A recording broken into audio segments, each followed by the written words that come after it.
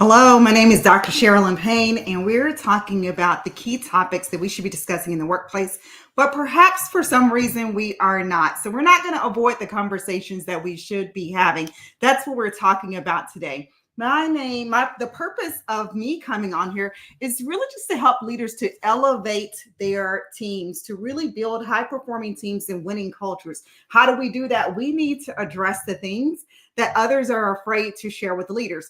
And so that's really my purpose today, is to come on and just kind of help you to think about some things differently, perhaps have some key conversations with your team members and your leaders at your organization. So let's get into it. One of the very first things I want to talk about is just some things that are happening in pop culture. Why, you may be wondering, because that actually impacts how we show up, how we think sometimes. It shapes our thinking and what we're actually doing.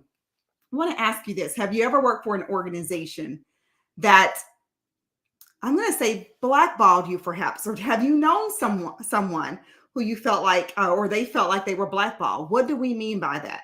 Perhaps they were deserving of a position. They had done the work. They had built the relationships. They were next in line. They were key, but they spoke up, or they said something, or they did something. And normally it's a person with influence and power, right? They really moved them to another category. It changed the trajectory of what was actually taking place in that organization, in that person's career. And it really exposes what happens behind the scenes. Is your organization a safe place where people can voice their opinions? They can share what's happening to them. They can share what they're seeing without fear of retaliation. Now, we know that retaliation is against the law, especially when you are retaliating. I'm sorry, let me say this more specifically. When you are, someone is retaliating against you for speaking up as it relates to a protected area that the law says we can't discriminate against, right?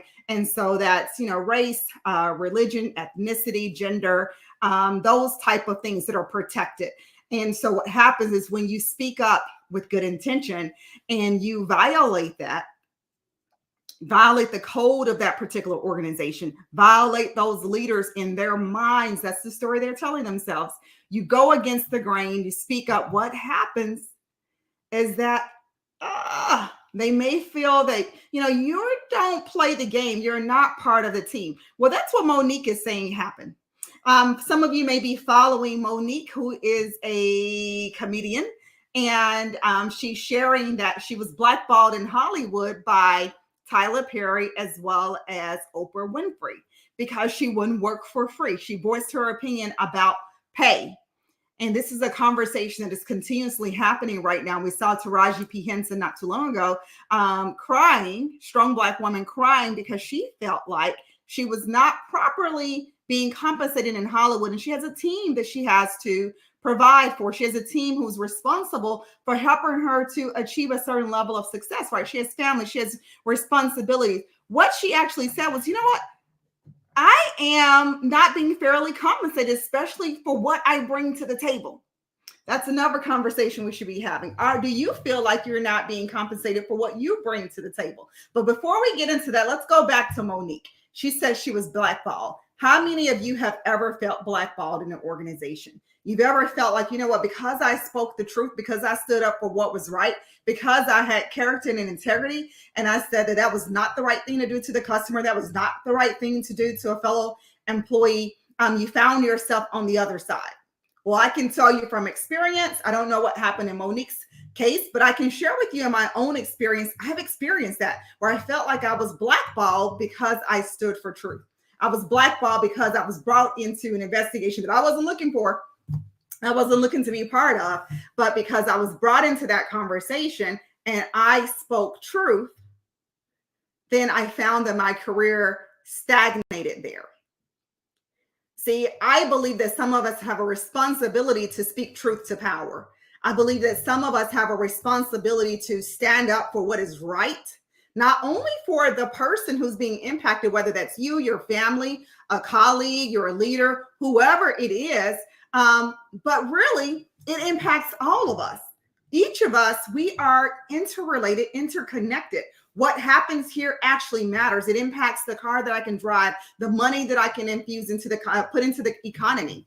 it impacts where I can actually live, what my family is actually exposed to, my health. And when my health is impacted, it can impact some other things that, really, when you look at it, when they're doing these reports, right, and they're doing these studies, and they're saying, this population, and because this population is more likely to do X, Y, Z, da da da da da, and then they can find a way to drive those healthcare costs up. So, things are not they're not happening in isolation like we like to believe in the story we like to tell ourselves.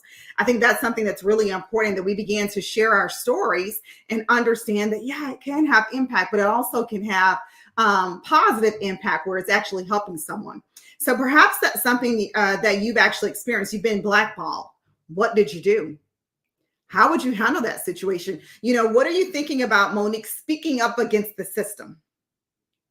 What do you think about Meghan Markle speaking up against the system? We see what happens when you go against the status quo. When you challenge the status quo, you can be pushed out, edged out, painted a certain way, thought of as the villain, as the outsider, as the outcast, a person who does not belong. And that's a tough position to stand in. That's a tough place to be in. But for some who are leaders, are you called, and do you have a responsibility to stand up, to speak truth to power? Or do you silently say, I understand, I agree with you, it happened to me too, but you do nothing to help repair the situation or rectify the situation? See, that's what Monique is saying actually happened. Now, here's the thing that I would say about that. Every battle is not your battle to fight. You've got to be strategic and selective in the battles in which you pursue, and the things that you choose to stand up for or against, because it absolutely can have an impact on you and your family. I'll never forget the situation that I was speaking of. I'll never forget how my coworkers handled it, what they said, what they did, how they felt. They were terrified, some of them, terrified because of the impact of that, because they saw that if it happened to you, it can happen to me. And if it happens to me, this can have a significant impact on my family, whether or not my family stays together. Wow, that's heavy. That's heavy. So what do I suggest you do? Be true to self. Everybody's not called to be the person who's leading the battle. Everybody's not called to be on the front line. Everybody's not called to stand up, because there is risk that's associated with that.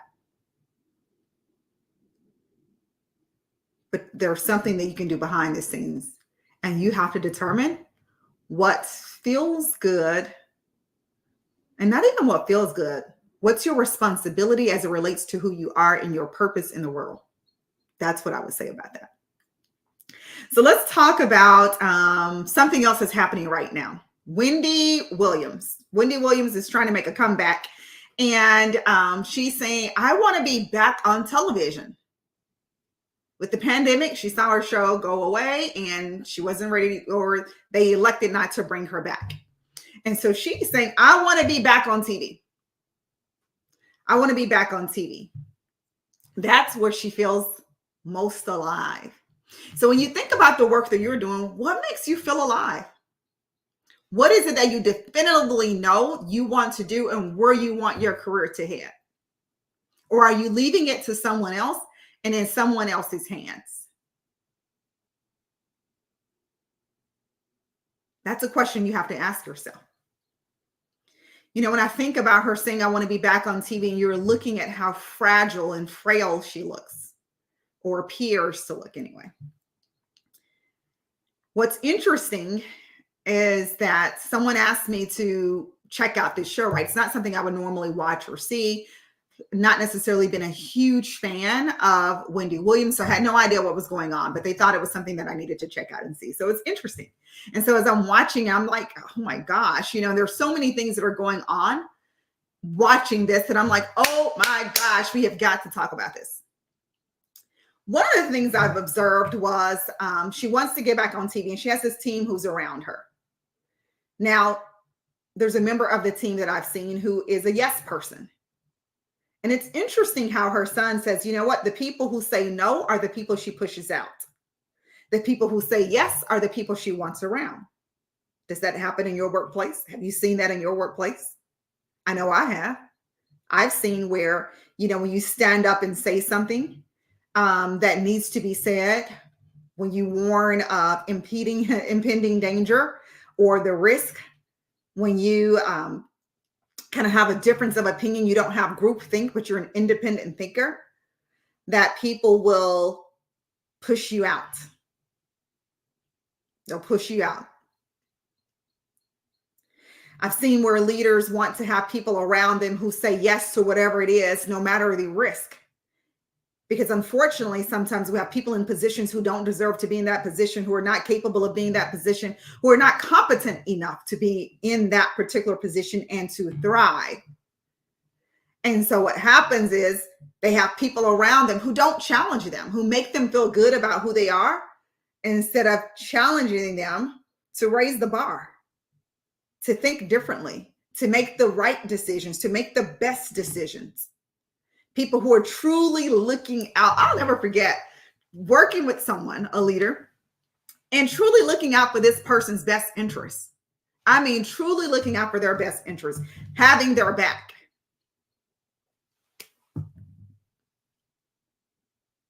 Fully supporting them. But because I wasn't a get along girl, because I wasn't a yes woman, I was forced out. And they tried to humiliate me and tear me down. Unfortunately, I'm just not built that way. And so what they wanted to have happen didn't actually happen. But there are some people who like to be surrounded with people who say yes to whatever it is they want to do. And that's unfortunate, because how do we become better and stronger when we have people around you who don't challenge you? Isn't that what leadership is about? It's really interesting. There's another thing I want to talk about with that Wendy Williams story that was very interesting to me. I haven't watched a lot of it, but one of the things that really I found very interesting was that she was saying that she wants to go back, and she goes to LA, right? And so she's meeting with these producers, the studios, and they're saying, yes, possibly you can come back, but we need a clean bill of health. And she said, in TV, they're very concerned about your well-being. Whoa, wow, surprising. In television, they are very concerned about your well-being, she said. And there's all these things that they want you to do. Does your workplace care about your well-being? Question to ask. It's a very important question to ask, because your well-being impacts your health. Your health is your wealth. It impacts how you show up, the energy that you can devote and give to a project and initiative. Your health determines so many things. And so we want employees to be well. We understand that well employees show up to work, they contribute, they're engaged, possibly. What happens when you're not well? You're calling in sick. It impacts the profitability and the revenue of that particular organization. The service that they're able to provide when you don't show up to work. The innovation that can happen or not happen because you're not feeling your best and you're not contributing and playing at a high level. When you're not balanced, you're irritable. I know me, when I am frustrated, I can become very, very irritable when I'm exhausted and overworked, tired. So the question to ask yourself is, does your organization protect your well-being? Do they have boundaries in place? Things in place to ensure that you are at your best? Do you feel like your leader actually cares about your well-being? She's saying they want a clean bill of health. Now, what we see is that with some leaders, some executives, of course, in certain organizations, they actually have to go through assessments where they are evaluating that leader's health. Why? Because it has an impact on the success and the strength of that organization, the sustainability, the resilience of that organization. And of course, there's some other investments and some other, I would say, things that are behind the scenes that we won't get into today, but they definitely have skin in the game of making sure that their executives are at their best. It's interesting. It reminds me of a story that I read by Cynthia. I cannot think of her last name right now. I want to say Marshall. How could I forget that? Cent Marshall. And I love how Cent Marshall in her book was sharing that she went through an assessment. She was an executive, I believe, at AT&T. She goes through this assessment and they set goals. She goes through this wellness program or whatever, this coaching, and they set goals. So one of hers was to get a test for cancer by the next year. And for whatever reason, she was putting it off. And she was right around that time frame. And the person who was holding her accountable, her peer, kept asking. And she goes and finds out that absolutely, yes, she does have cancer. That's the power of connecting with the right people, even in the workplace, who are going to hold you accountable. Can you imagine if she was allowed pretty much to continue on and not to get that test scheduled? Wow. Would she still be here today? We don't know, right? But your well-being matters. So is your organization concerned about your well-being? What are they doing? Another thing that I saw was not just that Wendy Williams had, not just that she had yes people around her, but one of the other things that I found very interesting was how she spoke to her workers. Oh my gosh, she was rude and abrasive, ugly, hostile, aggressive. And it was definitely a toxic culture. The things that she would say to them. Now, unfortunately, I can't say that I haven't seen it before in the workplace, because I have. And it's a very real thing that happens where leaders believe that their power, their position, their influence, their title gives them the right to berate employees, to down employees, to say inappropriate things. I've seen it. I've experienced it myself. And it's unfortunate. It's unfortunate that you have to address how you will and will not be spoken to. Now, I haven't seen where they spoke up for themselves, but I'm thinking to myself, wow, how do they do that? How do they do that? Because as a Black woman, as a Black female, a person who loves and respects and honors myself, I've chosen not to be in an abusive relationship any longer with anyone. And I say any longer because I had those kind of workplace experiences, unfortunately, that were toxic. And you have to address it. At some point, you may be hoping, okay, maybe this person is just having a bad day. I'm going to give them a pass. Maybe something is just wrong with them.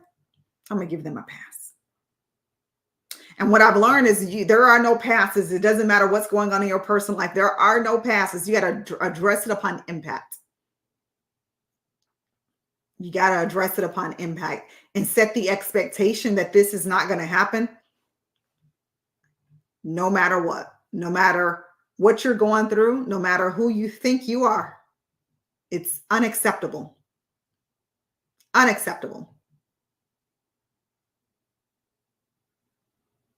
So what are your boundaries? And as leaders, what are you doing? How do you show up? Do you allow it? Do you do it? See, these are the conversations that we should be having. These are a few of the conversations that we should be having. Also seeing what's happening lately, or recently rather, I should say, is Diddy. Brother Love.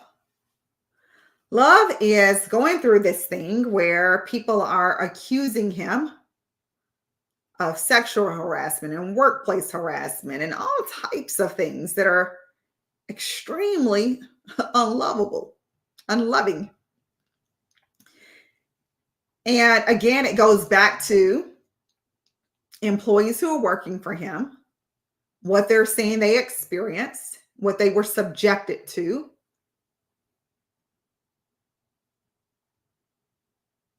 And what's interesting is I saw that not only was he being sued, but the record label is saying that they knew it, they were complicit and did nothing. And so they're being sued. What you do as a leader matters. It has significant impact. See, when you show up or fail to show up, it impacts the sustainability, the resilience of that organization, the people who actually work there, their jobs. A lot of people identify themselves with where they work, how much money they make, how they feel about their workplace.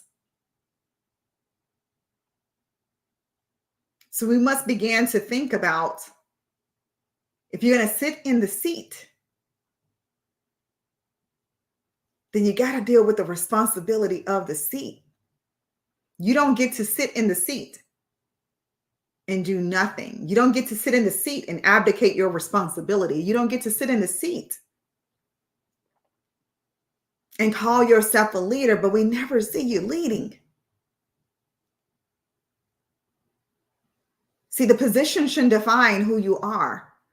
You should look at the position as a responsibility, a privilege, an honor, a duty.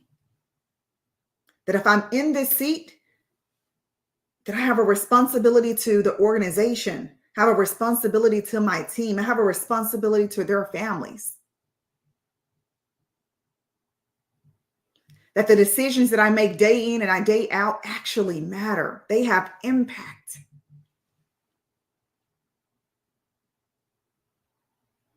That whether this organization transforms, whether it grows, whether we're innovative, whether we're leading the market, whether we're number one or number two, whether we can expand and grow, it all comes down to the decisions that I make as a leader. See, this is why we must discuss these conversations. We must talk about Joy Behar and the letter she wrote about experiencing workplace, a toxic work environment, sexual harassment. Have I experienced that? Yes. And as she said years ago, you pretty much just dealt with it. Now, I wasn't a person who just dealt with it because that's just not me. But you pretty much just go along with it, or people band together. I can tell you some crazy stories about that alone. But we must start holding our leaders accountable. We must start making them responsible. We must give them the tools and the resources that they actually need to be successful, to be effective, to be impactful, to truly understand and make a conscious decision that if you sit in this seat, if you raise your hand for this role, that you are responsible and you will be held accountable. Doesn't matter who you are, doesn't matter what position you're in, doesn't matter what your last name is, doesn't matter what political party you represent, it doesn't matter what large company you work for, it doesn't matter your pedigree or your past. Then when you choose to stand in these shoes and you sit in this seat, you will be held accountable. Now, companies, what does this actually mean for you? You've got to become amazing, stellar at recruiting, putting the right people in the right roles, ensuring they know the right things to do, and at the right time to lead your organization forward. That's your responsibility. Assess better, recruit better. Don't be afraid to move them up or move them out. Don't be afraid to develop them, to have those hard conversations, those tough conversations, those crucial conversations, to move them around and see, you know what, are you really a good leader? Or are you only good because you know this? Do you have what it takes to transform, to turn around, to excel, to do beyond what you think you're capable of? So we got to raise the bar. We have great work to do. And the world needs us to be strong, needs America to be strong, to be a vibrant, strong nation. Other countries are looking at us. They're depending upon us and our leadership. So leaders, what are you going to do your part to ensure that your organization is strong and profitable, powerful, to ensure that your people are healthy, to ensure that they have fulfilling lives. That's the charge. That's the ask. I'm signing off. I'm Dr. Sherilyn Payne, your leadership and culture expert. If you would like to work more with me or bring me to your organization to speak, I'd love to. Send me an email, spayne, S-P-A-Y-N-E, spayne at smpistrategies.com, or you can send it to leadership at smpistrategies.com. Let's have a conversation. Let's have the tough conversations that need to be had so we can get to where we're supposed to be. And that's number one. Let's be number one and let's stay number one. See you guys back here next time. Stay tuned. We're making some changes actually within our platform. And so stay tuned so you can stay abreast of what's coming and what's happening. I'll see you guys back here soon. Take care, take charge, and I'll see you at the top.